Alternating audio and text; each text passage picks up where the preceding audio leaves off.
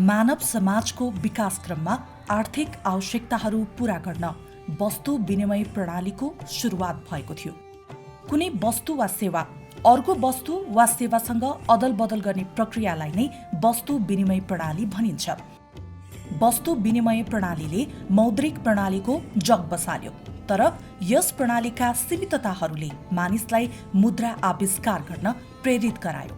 मुद्राको आविष्कार हुनु पूर्व विनिमय वस्तुहरू मुख्यतया पत्थर, धातु तथा कौडीका गरगहनाहरू प्रयोग भएको पाइन्छ। तसर्थ मुद्राको विकाससँगै व्यापारका लागि वस्तु साटासाट गर्ने पुरानो प्रणालीलाई प्रतिस्थापन गर्दै मुद्राको प्रयोग गरेर लेनदेनको कार्य सुरुवात भयो। राष्ट्रको इतिहासलाई क्रमबद्ध रूपमा प्रस्तुत गर्नका लागि मुद्रालाई एक प्रमुख स्रोतको रूपमा लिइन्छ। नेपालमा मुद्राको इतिहास ईस्वीको 5औं शताब्दीको राजा मानदेवको शासनकालबाट सुरु भएको मानिन्छ। राजा मानदेवको शासनकालमा जारी भएका मुद्राहरूले नेपालमा मुद्राको औपचारिक प्रचलनको सुरुवात गर्यो र नेपालको प्रमाणित इतिहास तयार गर्न यसले महत्त्वपूर्ण योगदान पुर्यायो। नेपालको ऐतिहासिक कालखण्डका मुद्राहरूको सङ्कलन, संरक्षण तथा प्रचार प्रसार गर्ने उद्देश्यले विक्रम सम्वत 2019 साल पौष 1 गते तत्कालीन महाराजधिराज श्री 5 महेन्द्र वीर विक्रम शाहदेवको पहलमा हनुमान ढोकाको राजदरबारमा राष्ट्रिय मुद्रा संग्रहालयको स्थापना भयो। पछि विक्रम सम्वत 2051 साल भदौ 30 गते यस संग्रहालयलाई हनुमान ढोका दरबारबाट राष्ट्रिय संग्रहालय छाउनीमा सारियो। विक्रम सम्वत 2072 सालको विनाशकारी भूकम्पका कारण राष्ट्रिय संग्रहालयको ऐतिहासिक भवनमा क्षति पुग्न गयो, जसको प्रभाव संग्रहालयको माथिल्लो तल्लामा रहेको राष्ट्रिय मुद्रा संग्रहालयमा पनि पर्यो। फलस्वरूप करिब 7 वर्षसम्म मुद्रा संग्रहालय बन्द अवस्थामा रह्यो।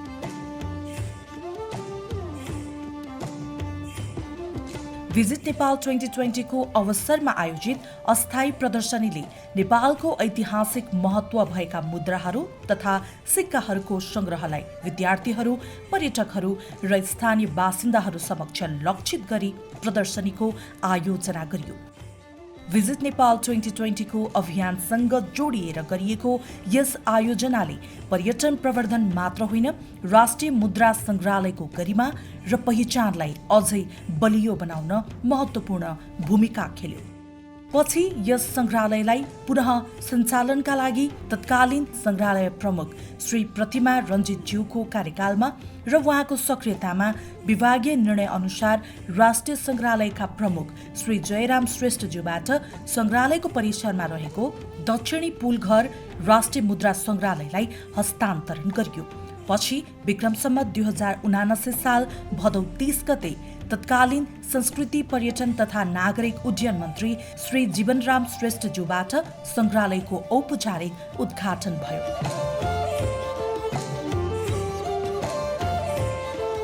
मुद्रा संग्रहालयको संकलनमा रहेका प्राचीन मुद्राहरूमा कपिलवस्तु तिलौराकोटको उत्खननबाट प्राप्त भएको ईसापूर्व 6औं शताब्दीको आहत मुद्राहरू, ईस्वीको पहिलो शताब्दीको कुषाणकालीन मुद्राहरू, शासक हुविस्क र कनिष्कका मुद्राहरूका साथै लिच्छवीकालीन, मल्लकालीन र शाहकालीन मुद्राहरू र कागजी नोटहरू प्रदर्शनमा राखिएका छन्। विशेष गरी लिच्छवी राजा मानदेवको शासनकालमा निष्कासित मानाङ्क मुद्रा नेपालको पहिलो आधिकारिक मुद्रा हो। यस मुद्राको अग्रभागमा लिच्छवी लिपिमा श्री मानाङ्क र फूलबुट्टा, कमलको फूल र ध्वजा सहितको सिंहको आकृति अंकित गरिएको छ भने पृष्ठभागमा पद्मासनमा बसेकी देवीको आकृति र माथितिर लिच्छवी लिपिमा श्री भोगिनी अंकित गरिएको छ।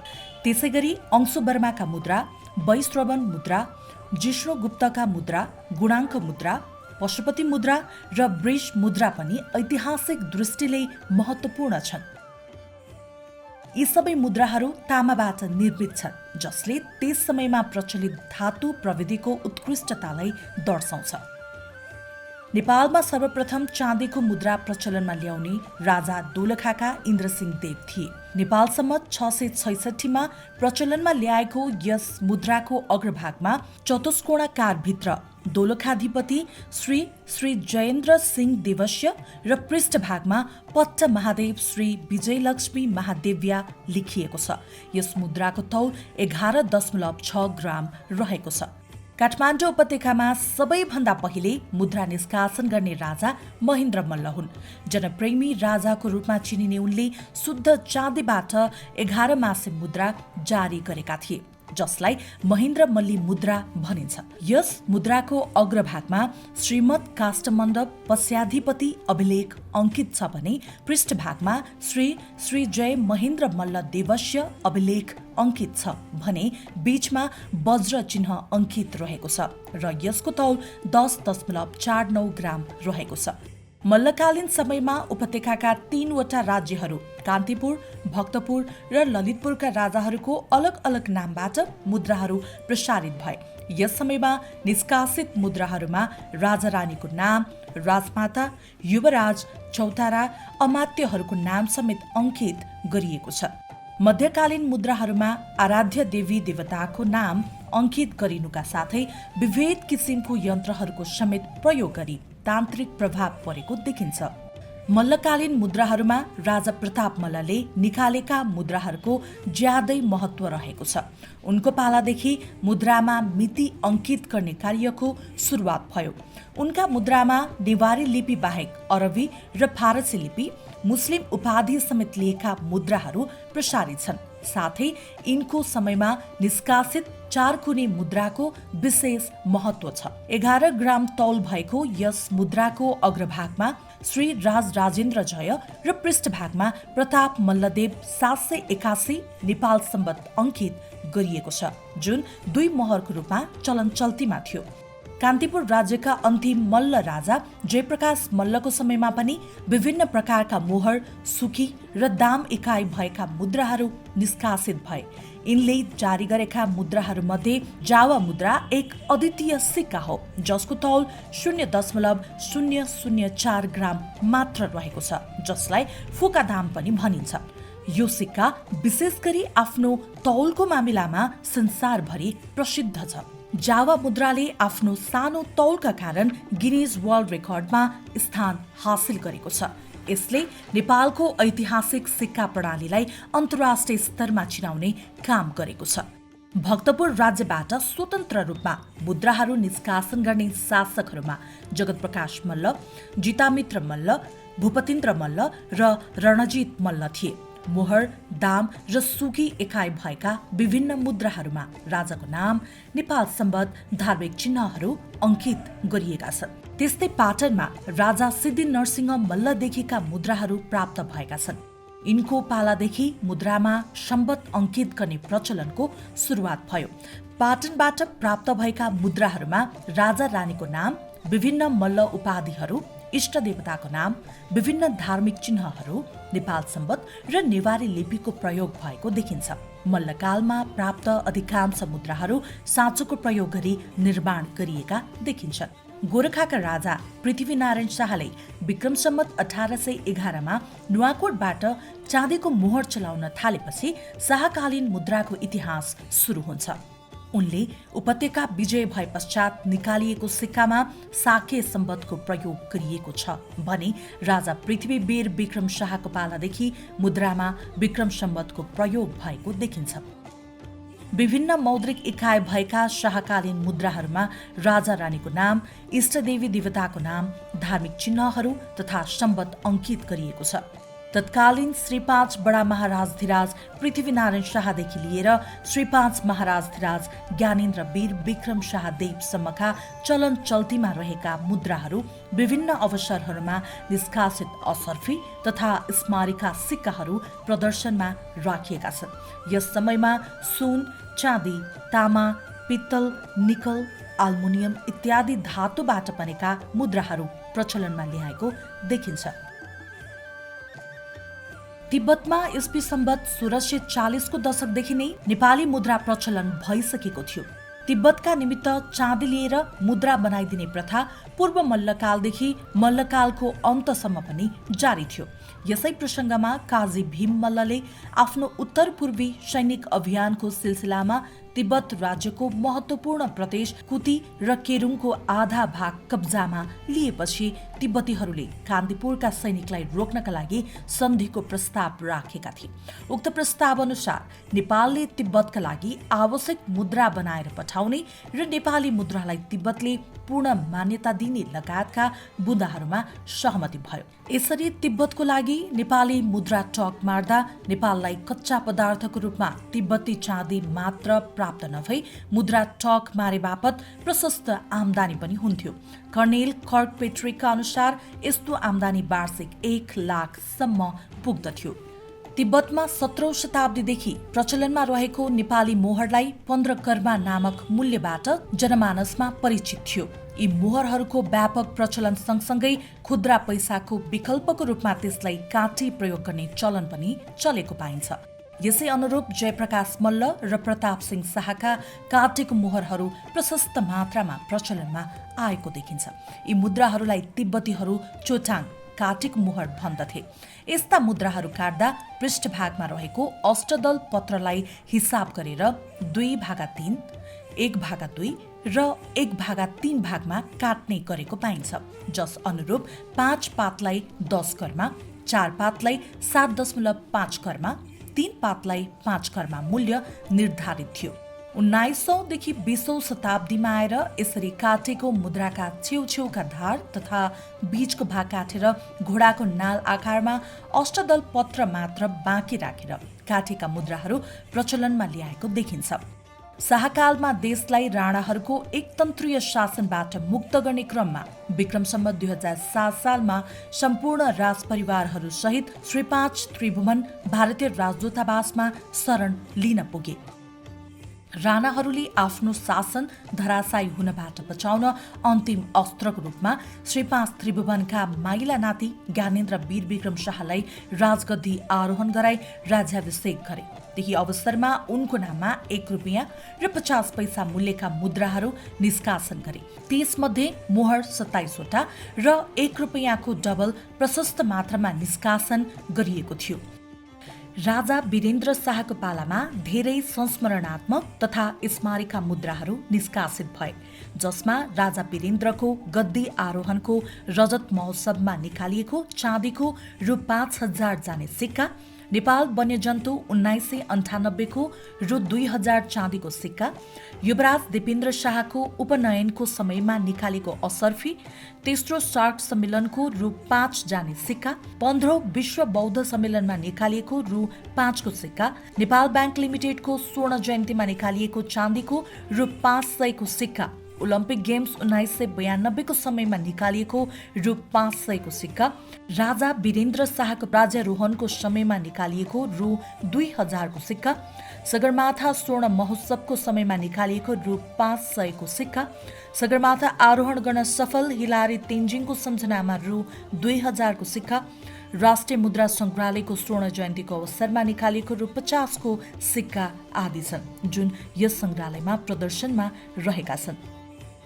नेपालमा लिच्छवीकालदेखि नै आर्थिक तथा वित्तीय कारोबारको निमित्त सिक्काहरूको प्रयोग भएको पाइन्छ।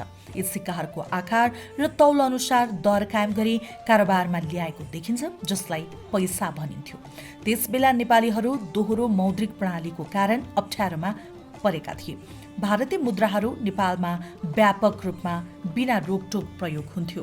सञ्चार र यातायातको कठिनाइले गर्दा भारतीय मुद्राहरू यतिसम्म चलन चल्तीमा आयो कि नेपाल सरकारद्वारा राजस्व पनि भारतीय मुद्रामा नै उठाउने गरिन्थ्यो।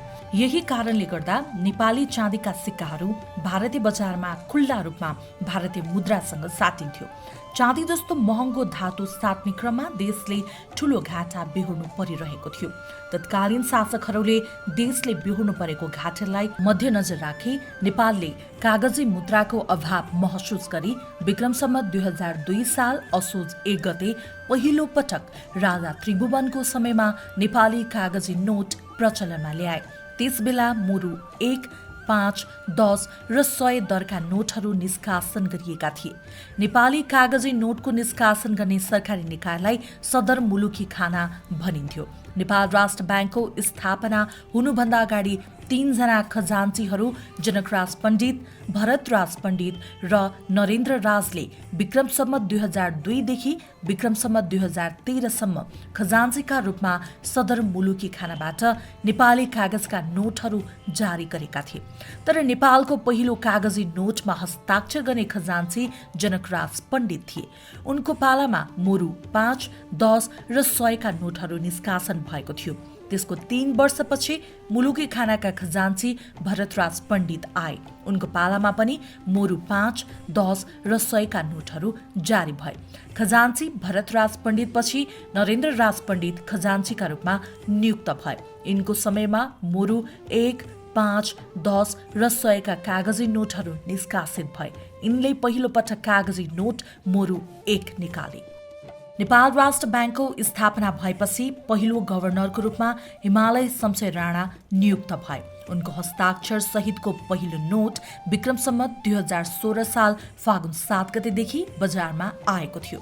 त्यसबेला मोरु 1, 5, 10 र 100 कै नोटहरू छापिए तापनि सबै दरका नोटका आकार प्रकारमा परिवर्तन ल्याए।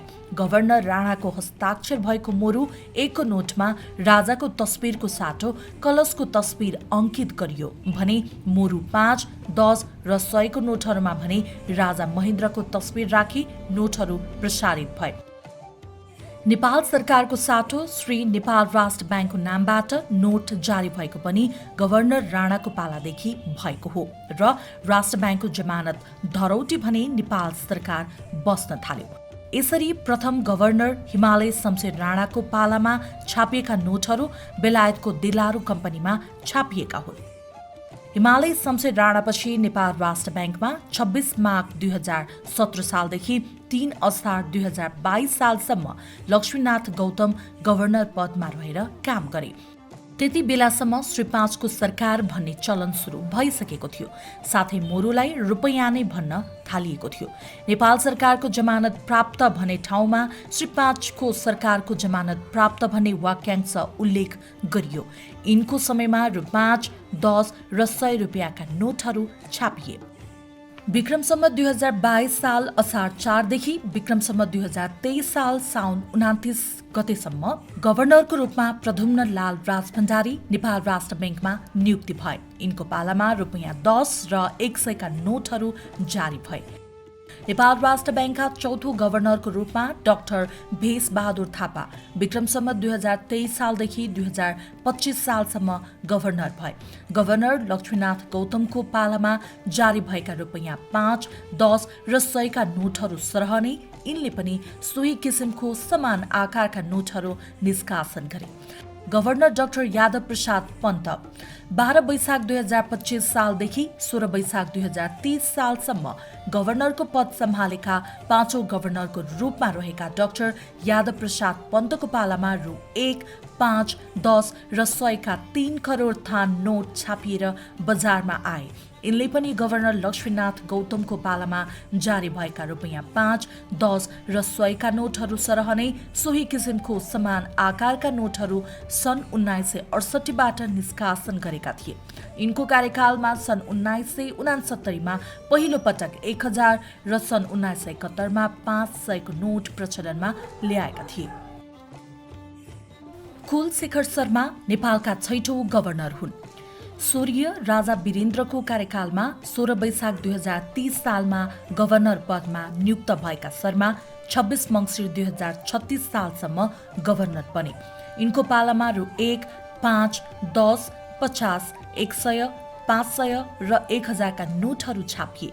नोटहरूमा शाही पोसाकमा राजा वीरेन्द्रको तस्बिर, पशुपतिनाथ मन्दिर, बसाहा, जोडी हरिणहरू, अमादबलम हिमालको चित्र, भगवतीको मूर्ति, स्वयम्भू र हारती माताको मन्दिर, शाही निशान छाप, एसियन हात्ती र ब्याङ्कको छाप, जनकपुरको रामजानकी मन्दिरको चित्र रहेको छ।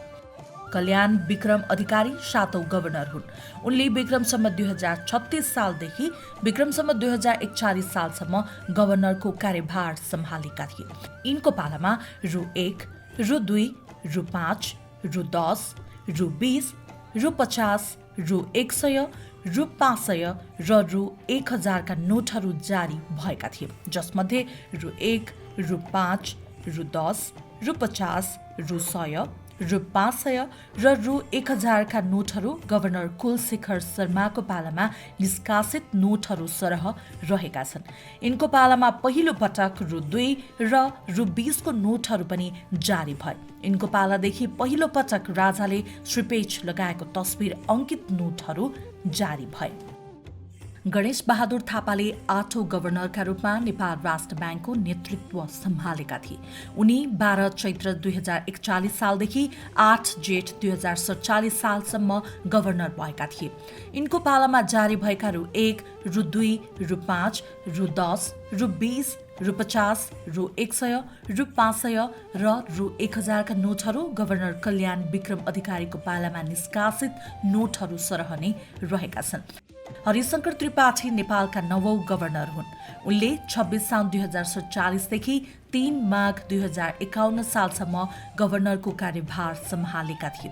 यिनको पालामा जारी भएका रु 1, 2, 5, 10, 20, 50, 100, 500 र 1000 का नोटहरू गभर्नर कल्याण विक्रम अधिकारीको पालामा निष्कासित नोटहरू सरह नै रहेका छन्। नेपालका 10औं गभर्नर हुन् सत्येन्द्र प्यारा श्रेष्ठ। 4 माघ 2051 सालदेखि 3 माघ 2056 सालसम्म राष्ट्र ब्याङ्कको गभर्नर बनेका श्रेष्ठको कार्यकालमा रु 1, 2, 5, 10, 20, 50, 100, 500 र 1000 का नोटहरू गभर्नर कल्याण विक्रम अधिकारीको पालामा निष्कासित नोटहरू सरह नै रहेका छन्। यिनको पालामा पहिलो पटक 25 र 250 रुपैयाँको नोटहरू जारी भएका थिए। राजा वीरेन्द्रको राजगद्दीमा बसेको 25 वर्ष पूरा भएको अवसरमा निकालिएका ती नोटमध्ये 250 का 5 लाख र 25 रुपैयाँका 4 करोड प्रति नोट छापिएका थिए। 11औं गभर्नरको रूपमा दिपेन्द्र पुरुष ढकाल नियुक्त भएका थिए। उनले 12 भदौ 2057 सालदेखि 27 चैत 2057 सालसम्म गभर्नर बनेर कार्यभार सम्हाले।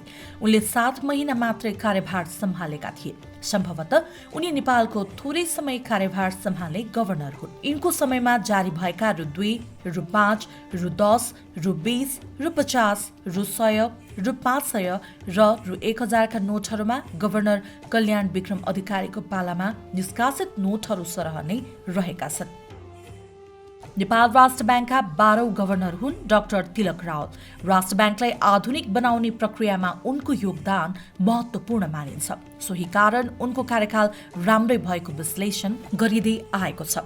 तर डाक्टर रावल नेपालमा बर्खास्त हुने पहिलो गभर्नर पनि हुन्। यिनी राजा ज्ञानेन्द्र शाहको पालाको पहिलो गभर्नर हुन्। यिनको समयमा रु 5, रु 10, रु 20, रु 50, रु 100, रु 500 र रु 1000 का नोटहरूमा गभर्नर कल्याण विक्रम अधिकारीको पालामा निष्कासित नोटहरू सरह नै रहेका छन्। केवल राजा वीरेन्द्रको तस्बिरको सट्टा राजा ज्ञानेन्द्र शाहको तस्बिर रहेको छ। नेपाल राष्ट्र ब्याङ्कका 13औं तथा गणतान्त्रिक नेपालको पहिलो गभर्नरको रूपमा विजयनाथ भट्टराई रहेका थिए। उनको कार्यकाल सन् 2005 देखि सन् 2010 सम्म रह्यो। यिनको पालामा राजतन्त्रको समयमा जारी भएका रु 5, 10, 20, 50, 100 का नोटहरूमा गभर्नर कल्याण विक्रम अधिकारीको पालामा निष्कासित नोटहरू सरह नै रहेका छन्। केवल राजा वीरेन्द्रको तस्बिरको सट्टा राजा ज्ञानेन्द्र शाहको तस्बिर रहेको छ। नेपालमा गणतन्त्रको बहाली भएपछि त्यसको असर नेपाली नोटहरूमा पनि पर्यो, जसको फलस्वरूप रु 1000, रु 500 र रु 100 का नोटहरूमा राजा ज्ञानेन्द्रको तस्बिरको सट्टा सगरमाथा र राष्ट्रिय फूल लालीगुराँसको चित्र अंकित गरियो। गभर्नर विजयनाथ भट्टराईको कार्यकालमा कायम मुकायम गभर्नर कृष्णबहादुर मानन्धरले पनि नोटहरूमा हस्ताक्षर गरेका थिए। यिनको समयमा जारी भएका रु 1000, 100, 50, 20, 10 र 5 का नोटहरू गभर्नर विजयनाथ भट्टराईको पालामा जारी गरिएका नोटहरू सरह नै रहेका छन्। केही समय भ्रष्टाचार मामिलामा परि निलम्बनमा परेपछि दिपेन्द्र बहादुर छेत्रीलाई गभर्नर नियुक्त गरिएको थियो, तर पछि उनलाई नै पुनर्बहाली गरियो। दिपेन्द्र बहादुर छेत्री दिपेन्द्र बहादुर छेत्री राष्ट्र ब्याङ्कको 14औं गभर्नर हुन्।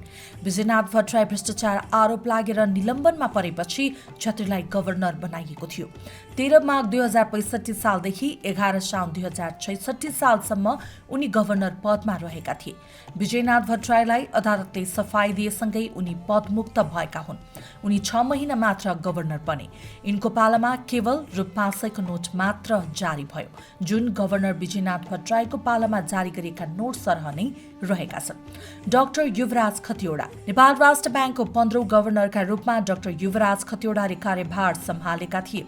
विक्रमसम्म 2066 सालदेखि विक्रमसम्म 2071 सालसम्म नेपाल राष्ट्र ब्याङ्कको गभर्नरका रूपमा रहेको उनले रु5, 10, 20, 50, 100, 500 र 1000 का नोटहरू जारी भए, जुन नोटहरू गभर्नर विजयनाथ भट्टराईको पालामा जारी गरिएका नोटहरू सरह नै रहेका छन्, तर लालीगुराँस फूलको प्रयोग भने गरिएको छैन। 16औं गभर्नरका रूपमा डाक्टर चिरञ्जीवी नेपाल रहेका छन्। विक्रमसम्म 2066 सालदेखि विक्रमसम्म 2071 सालसम्म नेपाल राष्ट्र ब्याङ्कको गभर्नरका रूपमा आएका थिए। यिनको समयमा रु5, 10, 20, 50, 100, 500 र 1000 का नोटहरू जारी गराए, जुन नोटहरू गभर्नर विजयनाथ भट्टराईको पालामा जारी गरिएका नोटहरू सरह नै रहेका छन्। तर रु5 को नोटको अग्रभागमा काष्ठमण्डपको चित्र अंकित गरी नोट निकाले। मुद्राहरूको प्रयोग आर्थिक कारोबारका लागि मात्र नभई सांस्कृतिक र सौन्दर्यका प्रतीकका रूपमा भएको ऐतिहासिक प्रमाणले नेपाली समाजको मौलिकता र विविधतालाई अझै सजीव बनाएको छ। संग्रहालयमा प्रदर्शनमा रहेका बेलायतको औपनिवेशिक कालका चाँदीका मोहरहरूबाट बनेका माला तथा औँठीहरू यस परम्पराको उत्कृष्ट उदाहरण हुन्। यी गरगहनाहरू विशेष गरी राई, लिम्बू, गुरुङ, थारू र तमाङ समुदायमा लोकप्रिय हुनुका कारण सांस्कृतिक पहिचानसँगै यिनीहरूले सम्पत्ति र सामाजिक प्रतिष्ठाको प्रतीकका रूपमा समेत काम गरेको देखिन्छ। चाँदीका सिक्काबाट बनेका मालाहरूले धातुको ऐतिहासिक महत्व मात्र होइन, औपनिवेशिक इतिहास र त्यसको प्रभावलाई पनि उजागर गर्छन्। यी गहनाहरूले नेपाल र भारत बीचको ऐतिहासिक सम्पर्क, व्यापारिक सम्बन्ध र सांस्कृतिक आदान प्रदानलाई बुझ्न मद्दत पुर्याउँछ। यस संग्रहालयको अर्को आकर्षणको रूपमा छाला तथा माटाका सिलहरू रहेका छन्। नेपालमा विभिन्न धातुहरूको अलावा छाला तथा माटाबाट बनेका सिलहरू पनि प्रचलनमा आएको भनिए तापनि मुद्राको सम्बन्धमा भारतबाट सामानहरू तिब्बतमा ओसार पुसार गर्दा विभिन्न नाकाहरूमा जाँच गर्ने क्रममा काँचो छालाको पेटीमा लगाएको टाँचा हुनुपर्दछ, जुन काठमाडौँमा आइपुगेपछि जाँच गरी झिक्ने गरिन्थ्यो। यसरी निकालेका सिलहरू नै कालान्तरमा सार्की थरका राजाले प्रचलनमा ल्याएको छालाको सिलहरू भन्ने कथन जनमानसमा फैलिएको विश्वास गरिन्छ। माटाको मुद्राको सम्बन्धमा प्राप्त भएका सबै मुद्रालाई मुद्रा नै भनेर किटान गर्न सकिँदैन।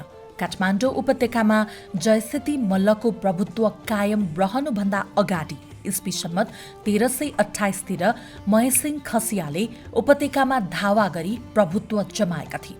यसै ताका महेसिंहले माटाका नेपाली मुद्रा प्रचलनमा ल्याए भन्ने कथन छ।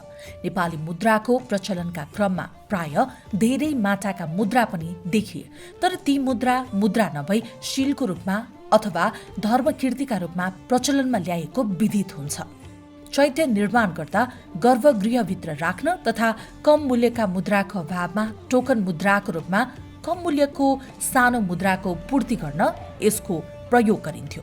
यस प्रकारका माटाका छापाहरू बनाएर इन्द्र जात्रा जस्ता पर्वमा लिङ्गो गाड्ने काममा सहयोग दिन आउने गुठीका श्रमिक वा किसानहरूलाई पारिश्रमिक तथा निम्तोको रूपमा दिने परम्परा चलेको पाइन्छ। यस्ता माटाका मुद्राहरूमा विभिन्न देवी देवताको नाम, मन्त्र तथा राजा रानीको नाम समेत उल्लेख भएको पाइएका छन्। संग्रहालयले मुद्राको वैश्विक विविधतालाई प्रस्तुत गर्ने उद्देश्यले विदेशी मुद्राहरूको प्रदर्शन समेत गरिरहेको छ। यसले विभिन्न मुलुकका आर्थिक, सांस्कृतिक र ऐतिहासिक पृष्ठभूमिको अध्ययन गर्न र तुलना गर्न अवसर प्रदान गर्छ। प्रदर्शित विदेशी मुद्राहरूले ती राष्ट्रहरूको वर्तमान आर्थिक स्थायित्व र परम्परागत मूल्यहरूसँगको निरन्तरताको प्रतीक व्यक्त गर्छन्। यस प्रकारको प्रदर्शनले विभिन्न राष्ट्रका मुद्राहरू प्रत्यक्ष हेर्ने र तिनको अध्ययन गर्ने जिज्ञासा भएका व्यक्तिहरूलाई मात्र नभई विद्यार्थी, अनुसन्धानकर्ता र सांस्कृतिक जिज्ञासुहरूका लागि पनि महत्त्वपूर्ण योगदान पुर्याएको छ। यसले मुलुकहरू बीचको सांस्कृतिक र ऐतिहासिक सम्बन्धलाई गहिरो रूपमा बुझ्न सहयोग पुर्याएको छ। नेपालमा गणतन्त्र जारी भएपछि त्यसको असर मुद्राहरूमा पनि पर्यो। फलस्वरूप राजाको तस्बिरको सट्टा सगरमाथा, नेपालको नक्सा, जानकी मन्दिर, खेत जोत्दै गरेका दृश्य अङ्कित मुद्राहरू प्रसारित भए, जसमध्ये यस सोकेसमा प्रदर्शित नयाँ नक्सा अङ्कित 1 रुपैयाँ र 2 रुपैयाँको विशेष महत्त्व रहेको छ। नेपाल राष्ट्र ब्याङ्कका अनुसार 1 रुपैयाँको 30 लाख थान सिक्का छाप्नका लागि पोल्यान्डको मिनिस्का पोल्स्का एसएले टेन्डर प्राप्त गरेको थियो। उक्त कम्पनीले 51,15,000 युरोमा डिजाइनिङ, माइनिङ र नेपालसम्म ल्याउने सम्झौता गरेको थियो। यो नेपाली रुपैयाँमा परिवर्तन गर्दा 72 करोड 23 लाख रुपैयाँ पर्न जान्छ। यसरी नेपाल राष्ट्र ब्याङ्कका रिसोर्स बाहेक एउटा सिक्काका लागि मात्रै 2 रुपैयाँ 40 पैसा पर्न जान्छ र प्रचलनमा भने 1 रुपैयाँको भ्याल्यु रहन्छ। यो सिक्का मिति 2078 फाल्गुन 25 गतेदेखि चलन चल्तीमा ल्याइएको थियो। सिक्काको माथिल्लो भागमा अङ्ग्रेजीमा री1 र तल्लो भागमा देवनागरी लिपिमा 1 रुपैयाँ लेखिएको थियो। 1 रुपैयाँको सिक्कामा रहेको नेपालको नक्सा दायाँतर्फ फरक क्षमता भएका दृष्टिविहीनहरूले स्पर्श गरेर सिक्काको दर पहिचान गर्नका लागि एउटा मोटो थोप्लो रहेको थियो। 8 थोप्ला सहितको वृत्ताकार चित्रभित्रको वर्गाकार आकृतिलाई वरिपरि चन्द्र, सूर्य, चक्र, शङ्ख, पद्म, गदा तथा बीचमा सगरमाथाको आकृति र सो आकृतिको मुनि अङ्ग्रेजीमा सगरमाथा नेपाल लेखिएको छ। सिक्काको माथिल्लो भागमा देवनागरी लिपिमा नेपाल र तल्लो भागमा 2077 लेखिएको छ। राष्ट्रिय मुद्रा संग्रहालयले हालसालै आफ्नो प्रदर्शनमा भर्चुअल रियालिटी VR प्रविधि लागू गरेको छ। यस प्रविधिको माध्यमबाट संग्रहालयका प्रमुख ऐतिहासिक मुद्राहरू र प्रदर्शनीहरूलाई विश्वभरिका दर्शकहरूले जहाँसुकैबाट बसेर अवलोकन गर्न सक्छन्। संग्रहालयको आधिकारिक वेबसाइट www.numiscsmuseum.gov.np मा गएर VR विकल्प चयन गरेर संग्रहालयको भर्चुअल भ्रमण गर्न सकिन्छ। साथै संग्रहालय परिसरमा उपलब्ध QR कोड स्क्यान गरेर पनि भर्चुअल टुरमा सहभागी भई प्रमुख प्रदर्शनीहरूको विस्तृत जानकारी लिन सकिन्छ। यस प्रविधिले राष्ट्रिय मुद्रा संग्रहालयको सङ्कलन र नेपाली इतिहासलाई डिजिटल रूपमा विश्व सामु पुर्याउने महत्त्वपूर्ण प्रयास गरेको छ। साथै यस संग्रहालयको प्रदर्शनीमा रहेका मुद्राहरूको बारेमा जानकारी लिनका लागि नेपाली र अङ्ग्रेजी भाषासँगै चाइनिज, फ्रेन्च र स्पेनिस भाषामा QR कोड स्क्यान गरेर पढ्ने व्यवस्था पनि गरिएको छ।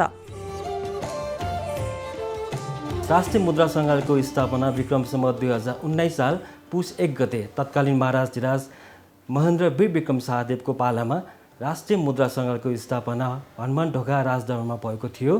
पछि विक्रम सम्वत 2051 साल भदौ 30 गतेको दिन राष्ट्रिय सङ्ग्रहालयमा यस राष्ट्रिय मुद्रा सङ्ग्रहालयलाई स्थानान्तरण गरिएको थियो।